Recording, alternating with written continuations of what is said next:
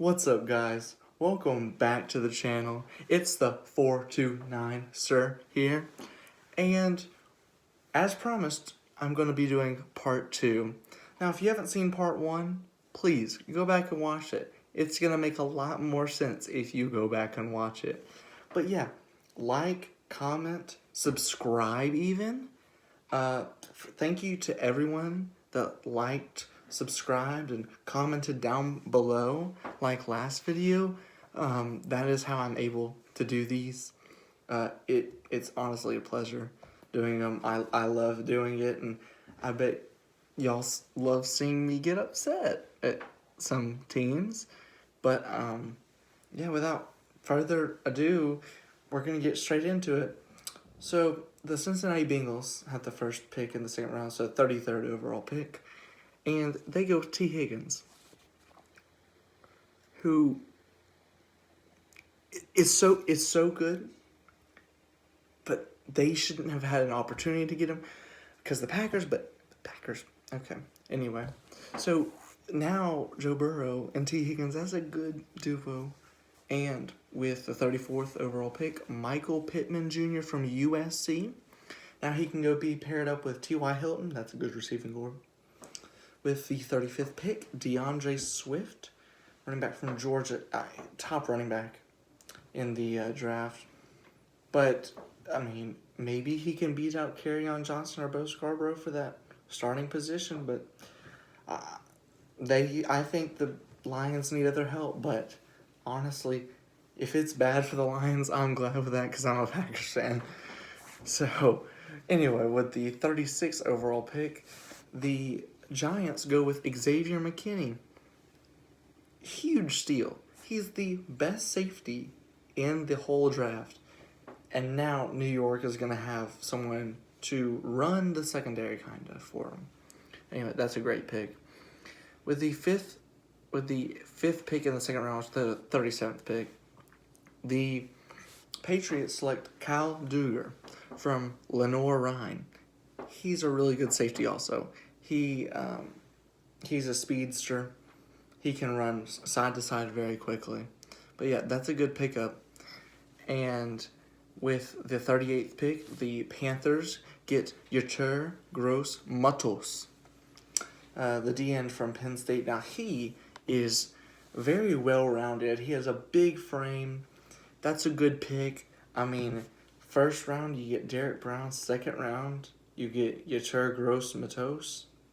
It's going to be hard D-line to stop. I mean, but anyways, the 39th pick, the Miami Dolphins get Robert Hunt, best offensive guard in the draft. I mean, if you draft Tua, and if you draft an offensive tackle, you're going to need a guard because Tua, even though he's healed, no one knows exactly because, I mean, I saw him get injured a lot, but build an offensive line around Tua. That's how you're going to start winning Dolphins. I mean, there's no way around it.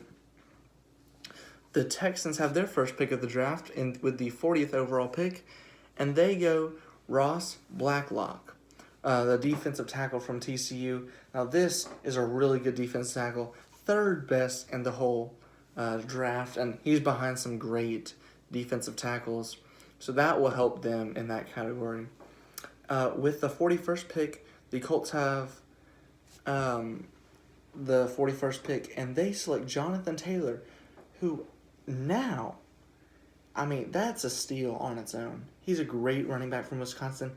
He had so many yards. He carried that offense.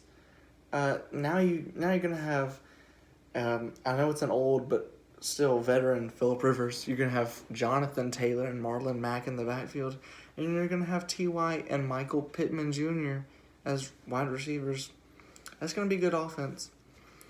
Then with the 42nd pick, the Jaguars get Laviska Shenault Jr., the Colorado wide receiver, he's a stud. He's not, I mean, this is a draft full of wide receivers, but this guy is the 10th best wide receiver but he's very, very good. He's a kind of do-it-all. He has size, he has length, he has speed. That's a good pickup because they focused on the defense in the first round. Then the Bears decide to go with the 43rd pick. They get Cole Kmet, the best tight end in the draft, and he comes out of Notre Dame. This guy's very good. I've seen him play, and he is so physical that I think that he could. He kind of resembles a Rob Gronkowski minus Hall of Famer, but he's so physical and he can go out. He can be a safety and all that stuff.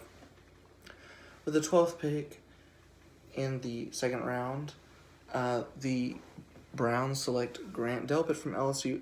This is a stud. If you want a stud safety, this is him. What doesn't he have? Please tell me. He has size. He has hands. He is a do-it-all player. With the 45th pick overall, the Tampa Bay Buccaneers get Antoine Winfield Jr., the safety out of Minnesota. This guy, he might not have the size. He might be what you would call undersized, but he is so fast. I mean, they've already, this offseason, they've already got a great offense. And now they just need the defense to step up, and they're going to be Super Bowl contenders. But with the 46th overall pick, the Broncos go with another receiver in the draft. They go with KJ Hamler out of Penn State. Now, if they're building this offense correctly, yeah, Jerry Jeudy and KJ Hamler as receivers. They have Melvin Gordon as a running back. And I believe it's still Joe Flacco, so maybe Joe Flacco can put it together in Denver, but I don't know.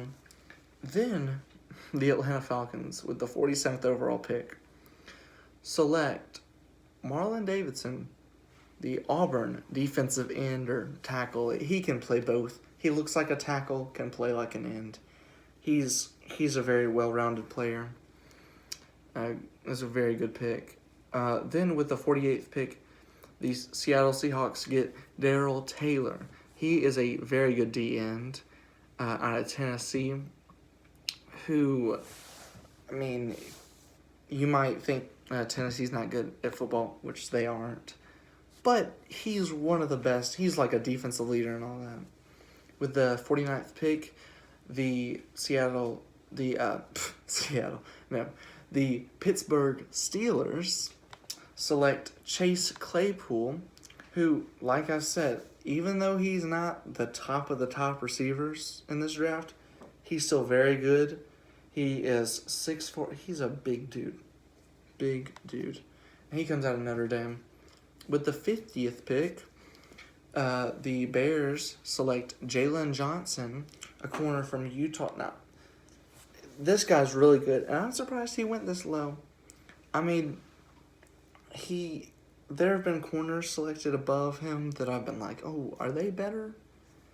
And I'm not saying he's even the best pick right now, but he is very quality because they need secondary help. Yeah. And then with the 51st pick, the Cowboys get their second steal of the draft. They get Trevon Diggs from Alabama. Third best corner, and I've already named like 3 this round, not including the first round. And he's everything. He's probably one of the most physical corners in this draft. I mean, I was at an Alabama game and he ran from end zone to end zone before I could walk up to my seat. It's kind of sad I missed it. Then with the 52nd pick, the Rams get Cam Akers. That is, you might call it undersized. I call it powerful running backs from Florida State. He is going to be a workhorse since Todd Gurley is now at the Falcons. I mean, you gotta have someone to replace him.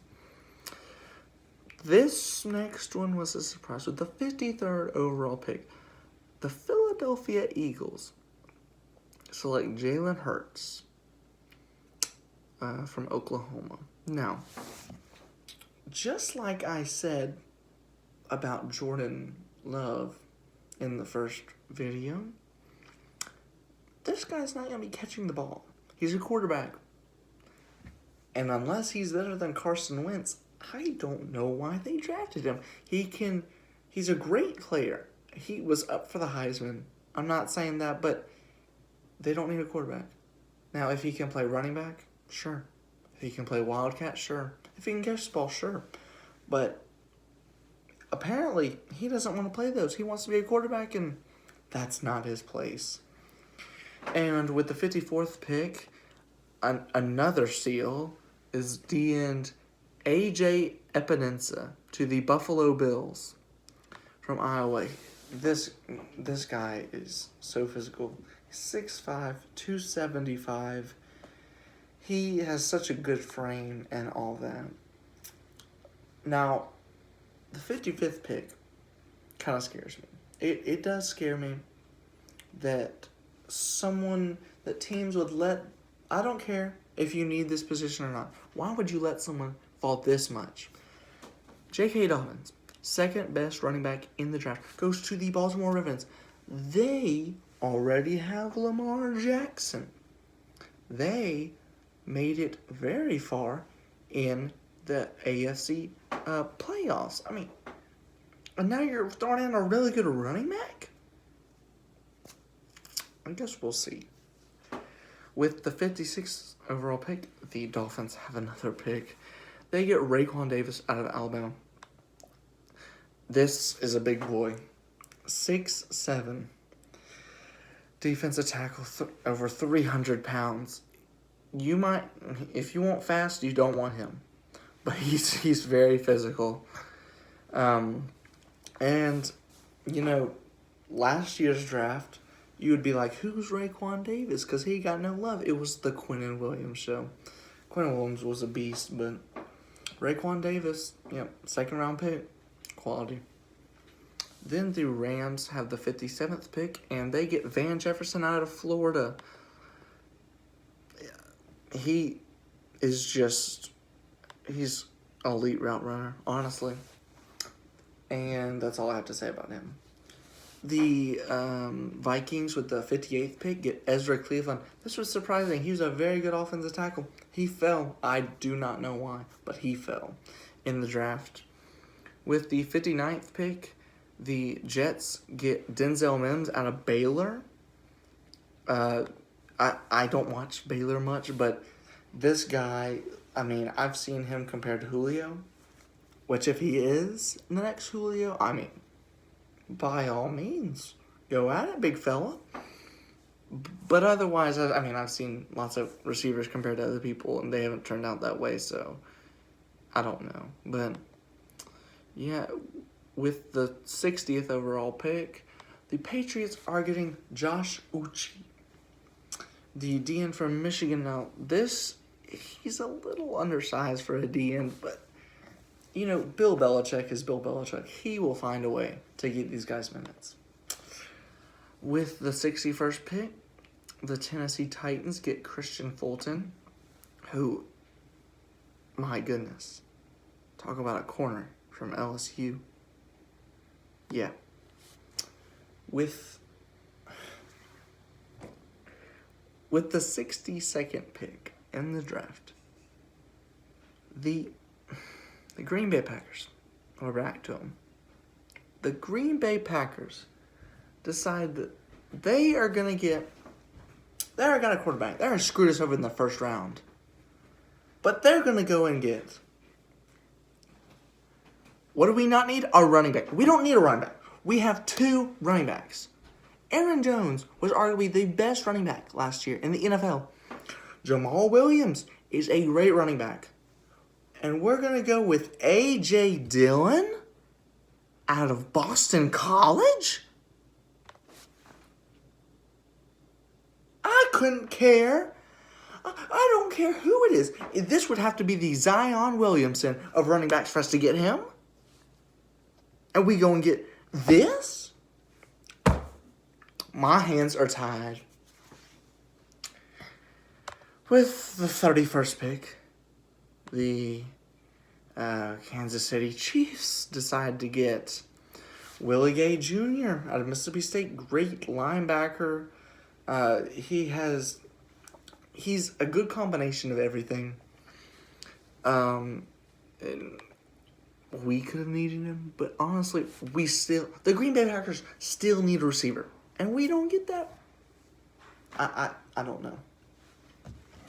I have no words. Stupidity. That's my word. And then wrapping it up with the 64th pick. This is the last pick. 64th pick. The Carolina Panthers select Jeremy Chin from Southern Illinois. Now, this is a really good safety. I think it was kind of a steal, but the Panthers are building a defense. They already got an offense. They got to compete with honestly, like, maybe one of the best divisions this year. It's going to be, the Saints are going to be good. The Buccaneers are going to be good.